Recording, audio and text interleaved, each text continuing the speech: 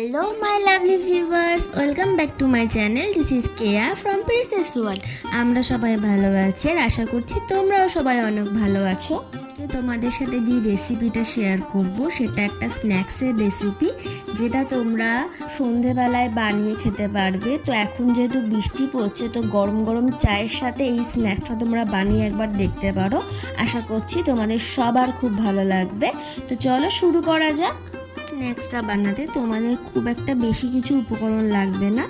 আমার ফ্রিজে কতগুলো চিকেনের টুকরো পড়েছিল, তো আমি সেইগুলো প্রেসার কুকারের মধ্যে দিয়ে দিলাম। আর তার সাথে আমি মিডিয়াম সাইজের 4টে আলু নিয়ে নিয়েছিলাম। আলুগুলোকে আমি ছোটো ছোটো টুকরো করে নিয়েছিলাম যাতে তাড়াতাড়ি সেদ্ধ হয়ে যায়। তারপরে আমি পরিমাণ মতন জল দিয়ে দিলাম। তোমরা তোমাদের পরিমাণ অনুযায়ী দেবে, যে যতটা পরিমাণে করবে সে সেই বুঝে জল দেবে। তারপর আমি অল্প একটু নুন দিয়ে দিলাম। এবার প্রেসার কুকারের ঢাকনাটা আটকে দিলাম। এটা বেশি না, তোমরা 2 থেকে 3টে সিটি দিলেই হয়ে যাবে। বেশি সিটি দিয়ে একদম গলিয়ে ফেলার দরকার নেই। আজ পাউরুটি নিয়েছিলাম, নিয়ে আমি পাউরুটির প্রত্যেকটা ওই চারিদিকের যে ব্রাউন জিনিসগুলো থাকে সেইগুলোকে আমি কেটে বাদ দিয়ে দিলাম।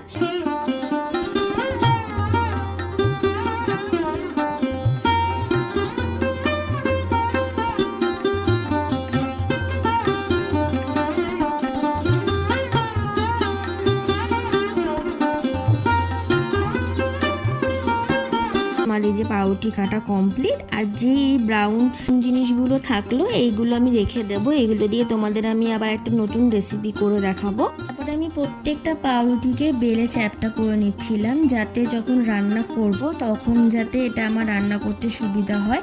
আর ভেতরে যেই পুরটা দেবো সেটা যেন প্রপারভাবে কুক হয়। তো সেই জন্য আমি দেখো এরকম পাতলা করে নিয়েছিলাম। তোমরাও বেলে এরকমভাবে পাতলা করে নেবে।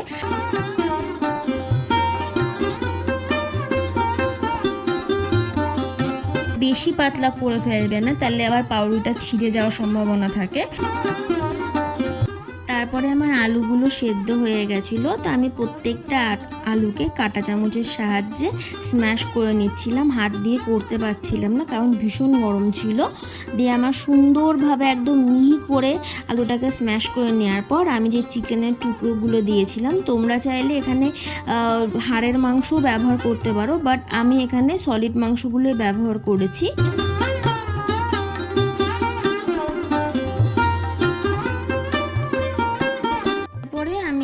মাংসগুলোকে হাত দিয়ে ছিঁড়ে নিচ্ছিলাম, কারণ ওটা চামচ দিয়ে ছেঁড়াটা সম্ভব হচ্ছিল না। তারপরে মাংসর মধ্যে যে 1-2 টুকরো হাড় ছিল আমি সেইগুলোকেও ছিঁড়ে ফেলে দিলাম।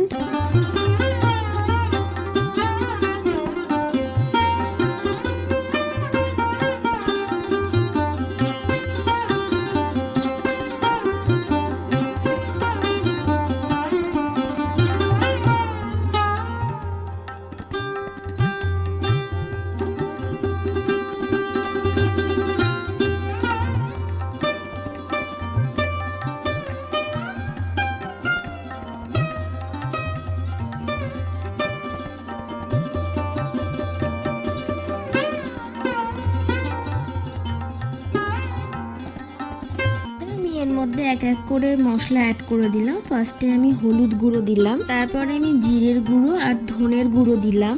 তারপরে আমরা যেহেতু বেশি ঝাল খাই, তো এই জন্য আমি অনেকটা লঙ্কার গুঁড়ো দিলাম। তারপরে আমি স্বাদ অনুযায়ী নুন দিলাম। আমি যখন সেদ্ধ করেছিলাম আমি তখনও নুন দিয়েছিলাম, সেই জন্য বুঝে তোমাদের নুনটা দিতে হবে। বেশি নুন দিয়ে ফেললে কিন্তু হবে না। এর মধ্যে 1 প্যাকেট ম্যাগির মশলা অ্যাড করে দিলাম। এটা অপশনাল, এটা তোমরা চাইলে দিতেও পারো, নাও দিতে পারো। আমি এর মধ্যে লঙ্কা কুচি, রসুন কুচি আর আদা কুচি দিয়ে দিলাম।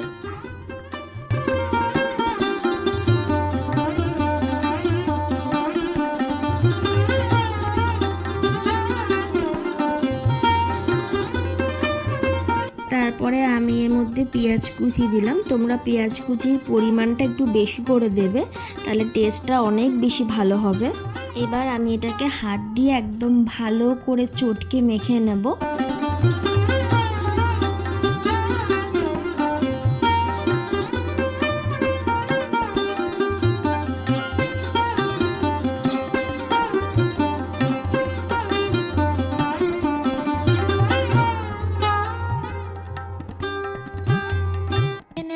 আমি এই পুর পুরটাকে 10 থেকে 15 মিনিটের মতন রেখেছিলাম, যাতে যেই মশলাগুলো দিয়েছিলাম সেগুলো যাতে আলুর মধ্যে আর চিকেনের মধ্যে খুব ভালোভাবে ঢুকে যায়। পুরটা মেখে রাখার পর তারপরে আমি একটা বাটিতে জল নিয়ে নিয়েছিলাম। এবার হচ্ছে ওই পাউরুটিগুলোর মধ্যে পুর ভরার পালা। তো তোমরা এটা খুব ভালো করে দেখো।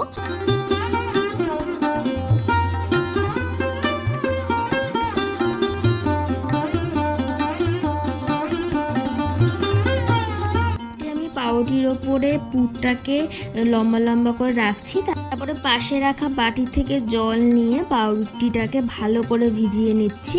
ভিজিয়ে নেওয়ার পর আমি এটাকে কাটলেটের মতন করে লম্বা লম্বা করে একটা শেপ দিয়ে নিচ্ছি। তোমরা চাইলে এটাকে গোল গোলও করতে পারো, বা তোমাদের যেরকম মন চাই তোমরা সেরকমভাবে এটাকে শেপ দিতে পারো। পাউরুটিটাকে খুব ভালো করে ভেজাতে হবে, নাহলে তোমাদের শেপ দিতে খুব প্রবলেম হবে। প্রথমের দিকে আমি যেই দুটো পাউরুটি করেছিলাম ওগুলোতে আমি অল্প করে জল দিয়েছিলাম বলে আমার এটাকে শেপ দিতে একটু সময় লাগছিল। তারপরের পাউরুটিগুলোতে আমি একটু বেশি করে জল দিয়েছি বলে আমার এতে শেপ দিতেও সুবিধা হয়েছে।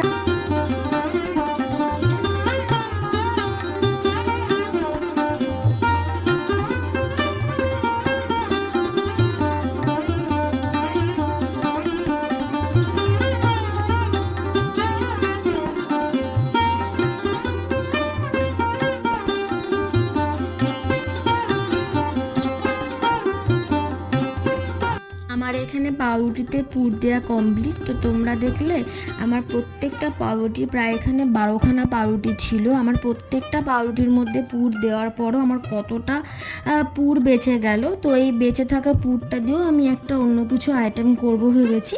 তো সেটাও তোমাদের সাথে পসিবল হলে পরে শেয়ার করব।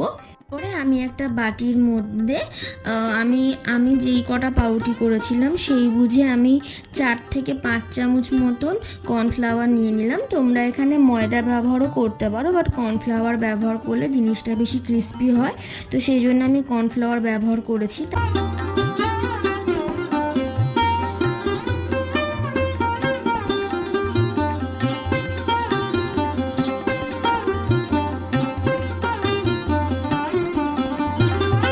একটু জল দিয়ে আমি এটাকে পুরো ভালো করে, বেশি পাতলা করবে না, মিডিয়াম পাতলা করে গুলে নিয়েছিলাম। তার মধ্যে আমি সামান্য একটু নুন আর একটুখানি চাট মশলা অ্যাড করেছিলাম যাতে টেস্টটা আরও বেশি ভালো হয়।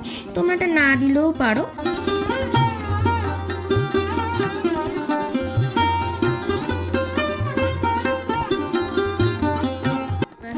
মেন পার্ট, এগুলোকে ভেজে নেওয়ার পালা। তো তোমরা এবার দেখে নাও আমি কীরমভাবে ভাজলাম। আর হ্যাঁ, এইখানে কিন্তু কড়াইতে তেলের কিপটামো করলে হবে না, মানে একদম ভালো করে এগুলোকে ফ্রাই করতে হবে। তাই পর্যাপ্ত পরিমাণে তোমরা তেল দেবে। তেলের কিপটামো করলে কিন্তু এগুলো ভালোভাবে ফ্রাইও হবে না আর খেতেও অতটা টেস্ট হবে না। তেলটাকে আমি খুব ভালোভাবে গরম করে নিয়েছিলাম। তারপরে আমি ওই ব্যাটারের মধ্যে রোলগুলোকে চুবিয়ে এক এক করে ছেড়ে দিলাম। আর এইটা তারপরে ছেড়ে দেওয়ার পর গ্যাসের ফ্লেমটা একদম কমিয়ে দেবে। একদম লো ফ্লেমে আস্তে আস্তে এগুলো ফ্রাই হবে, না হলে এগুলো পুড়ে যাওয়ার সম্ভাবনা আছে। আর যেহেতু এটা ব্রেড দিয়ে তৈরি, তাই জন্য ভাজার পর একটুখানি ব্রাউন ব্রাউন টাইপের করবে, তারপরেই তুলবে, তাহলে ব্রেডটা অনেক বেশি ক্রিস্পি হবে খেতে।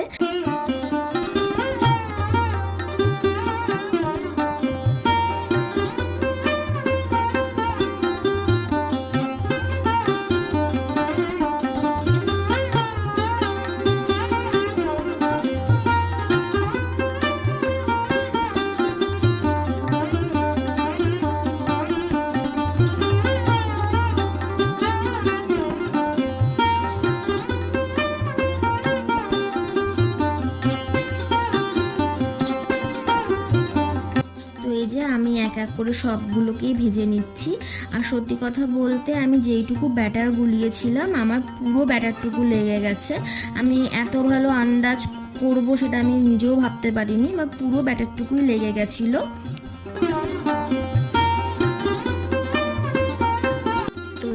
রেডি হয়ে গেছে আমার ব্রেড চিকেন রোল। আমি তোমাদেরকে একটা ভেঙে দেখাই। ভেতরের যে পুরটা ছিল ওটাও খুব সুন্দরভাবে কুক হয়ে গেছিল, আর পাউরুটিগুলো ভীষণ ক্রিস্পি ছিল।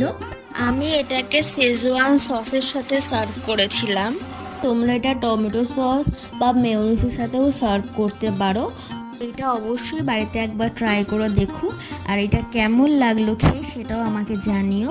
আজকের এই রেসিপিটা যদি তোমাদের ভালো লাগে তাহলে একটা লাইক কমেন্ট শেয়ার করে দিও, আর সবাই আমার চ্যানেলটাকে সাবস্ক্রাইব করো। Thanks for watching.